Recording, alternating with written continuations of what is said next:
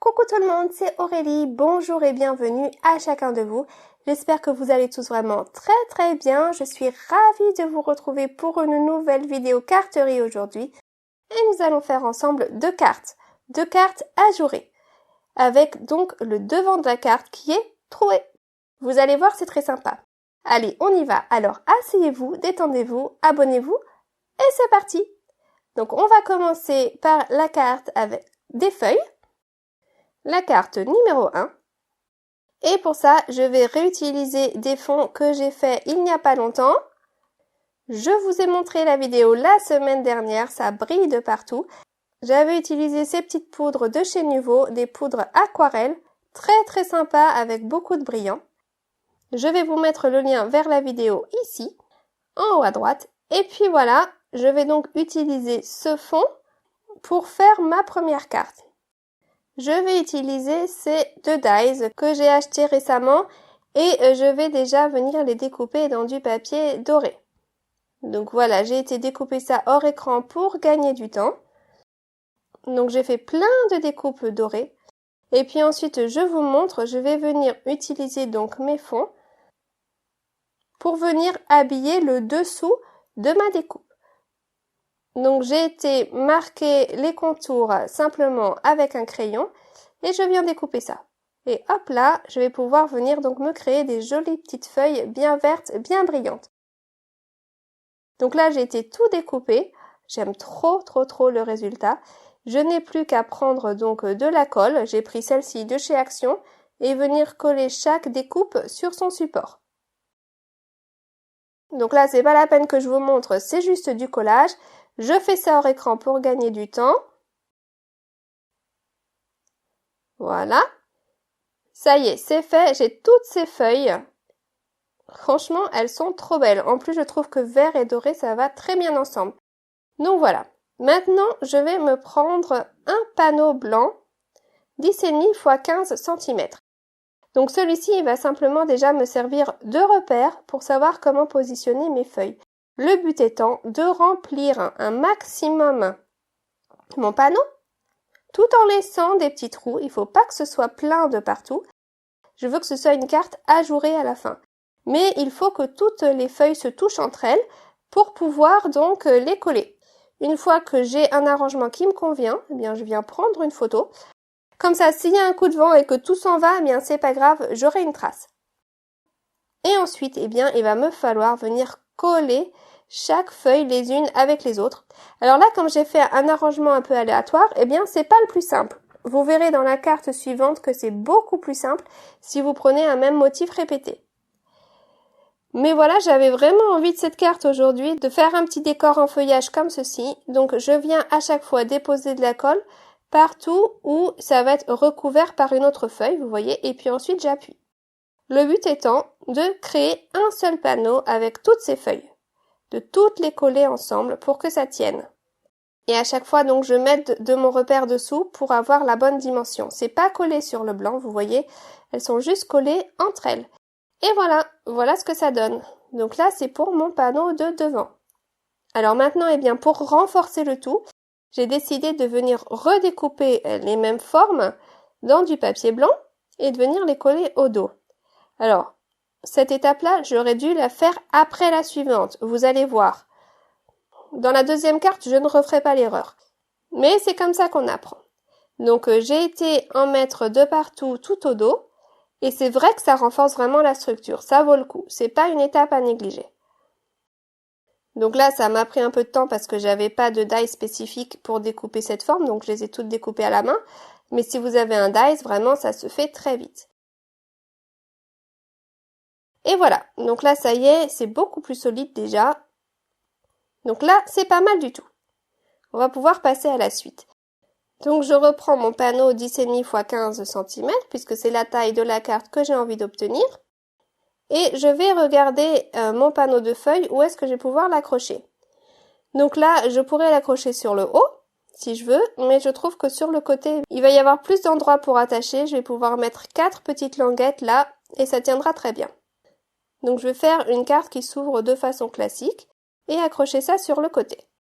Donc ensuite, pour avoir des charnières assez discrètes, j'ai décidé de prendre du rhodoïde, donc du élastique transparent, et j'ai fait une fine bande, moins d'1 centimètre, que je coupe en 4 morceaux. Il n'y a pas besoin que ce soit précis, vraiment ça va s'adapter à votre projet. Donc je viens les plier chacune en 2, et c'est ça qui va me servir de charnière. Et je viens les positionner donc là où elles seront placées par la suite. Là, elles ne sont pas encore collées. Simplement, je les prends et je les plie en 2. Pour les fixer, je vais prendre du scotch double face. Donc moi, mon scotch, il fait 6 mm de large, vous voyez. Et il vient recouvrir parfaitement ma languette. Donc ça veut dire que ma languette, eh bien, elle n'était pas plus large que ça, 6 mm. Et j'en mets de chaque côté. Un dessus, un dessous. D'accord ? Et je vais venir faire ça pour chaque petite charnière.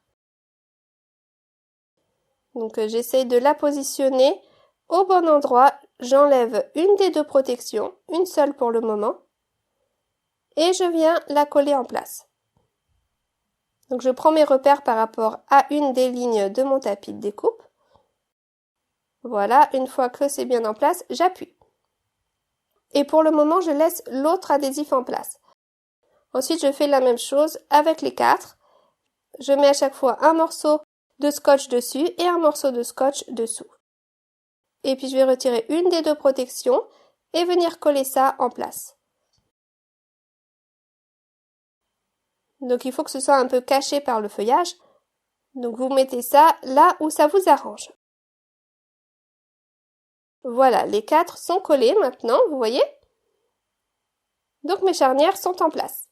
Mais c'est là que je vous disais que j'aurais dû faire les étapes dans l'autre sens, puisque là maintenant, eh bien, elles se voient sur mes feuilles. Alors que si j'avais mis mes feuilles blanches après, eh bien, ça les aurait cachées. Donc j'ai été découper 4 feuilles blanches supplémentaires pour venir cacher les charnières. Voilà, mais ça n'aurait pas été nécessaire si j'avais fait les choses dans l'ordre. Voilà, donc ça c'est fait. Voilà, c'est bon, on ne les voit plus, elles sont complètement cachées. Tout va mieux. Je prends donc mon panneau 10,5 x 15 cm et je vais venir coller donc mon devant de carte, puisque c'est ça, hein, c'est le devant de ma carte. Je vais venir coller ça par-dessus.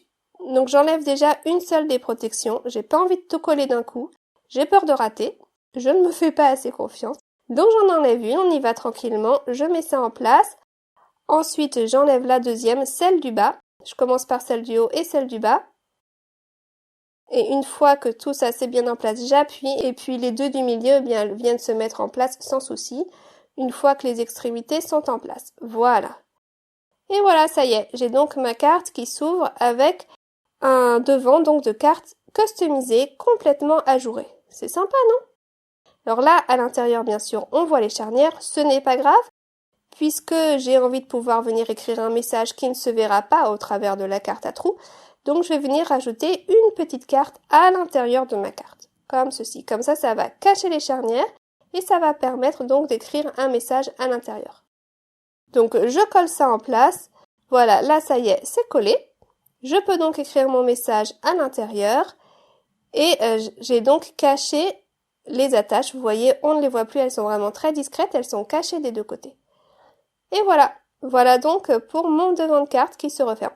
C'est sympa, non, comme type de carte? J'ai oublié de dire que l'idée me vient, devinez de qui?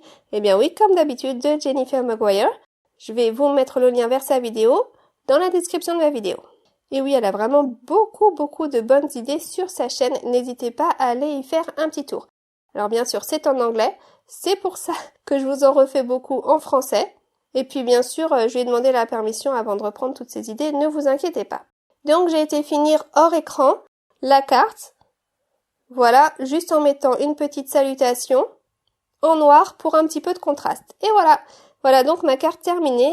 Et donc on a un devant de carte ajouré et ça rajoute beaucoup d'originalité à cette carte, je trouve. Ça change un peu, non? Allez, je vais vous montrer un deuxième exemple, vous allez voir encore plus simple, parce que là je m'étais un petit peu compliqué la vie, mais on n'est pas obligé. Donc pour cette deuxième carte, eh bien je vais prendre un seul die et ça va être donc un motif répété. Donc voilà le set que j'ai trouvé récemment sur Amazon. Donc j'ai décidé d'utiliser ces fleurs-là. Et je vais utiliser le papier de chez Action. Alors il est parfait pour cette méthode parce que j'avais envie d'un dégradé. Et bien voilà, on a donc des blocs de papier qui sont déjà dégradés pour nous. Donc c'est vraiment super, je vais pouvoir venir faire mes découpes dans les tons roses. Donc j'ai découpé tout ça hors écran. J'ai pris donc 3 tailles de fleurs et à chaque fois avec un petit dégradé pour aller du plus clair au plus foncé. J'avais également découpé des feuilles mais finalement je ne les ai pas utilisées. Je m'étais dit que j'allais remplir les trous avec les feuilles mais finalement juste les fleurs comme ça me plaisait. Donc je vais simplement là encore prendre un repère par-dessous. Donc j'ai mis un papier blanc 10,5 x 15 cm. C'est juste pour le repère, pour le moment je vais coller les fleurs entre elles mais pas sur le papier. Donc vous voyez je n'applique de la colle que là où les fleurs vont se superposer les unes avec les autres. Et puis ensuite je peux donc les coller entre elles. Et je fais en sorte que ça dépasse un petit peu de mon papier blanc. Je trouve que ça donne un petit peu de vie quand ça dépasse un petit peu. Tant que ça rentre dans l'enveloppe, tout va bien. Donc je continue comme ceci à ajouter mes fleurs du plus clair jusqu'au plus foncé. C'est vraiment pas compliqué, vous avez vu par rapport à tout à l'heure où on avait un motif complètement aléatoire, là la régularité vraiment ça aide. Simplement je tourne un peu mes fleurs à chaque fois pour qu'elles puissent se superposer. Voilà, juste un petit peu de colle à chaque extrémité des pétales.